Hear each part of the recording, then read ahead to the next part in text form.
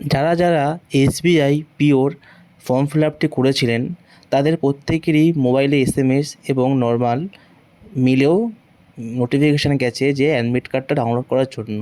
তার জন্য তোমাদেরকে করতে হবে গুগলে গিয়ে লিখতে হবে এসবিআই কেরিয়ার, তারপরে সেই পেজটা আসার পরেই করতে হবে কারেন্ট ওপেনিংয়ে ক্লিক করে যে পেজটা খুলবে একটুখানি নিচের দিকে স্ক্রল করে নামতে হবে।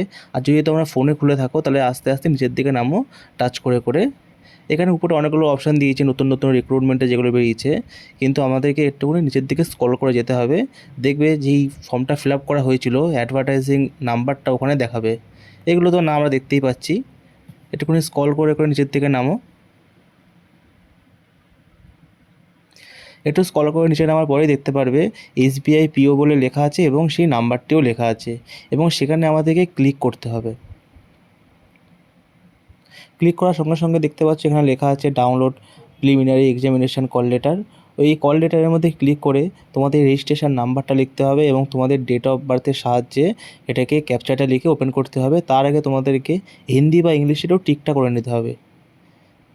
এবার তোমরা যে যার রেজিস্ট্রেশন নাম্বারটা এবং নিজের ডেট অফ বার্থটা লিখে ক্যাপচাটা লিখে লগ ইন করার পরেই দেখতে পাচ্ছ যে অ্যাডমিট কার্ডটা চলে এলো এবং অ্যাডমিট কার্ডটা দেখো একদম উপরের ডান দিকে ছোট্ট করে লেখা আছে ডাউনলোড অ্যাডমিট কার্ড। ওখানে ক্লিক করে তোমরা প্রিন্ট আউটে নিতে পারবে। Tata bye bye.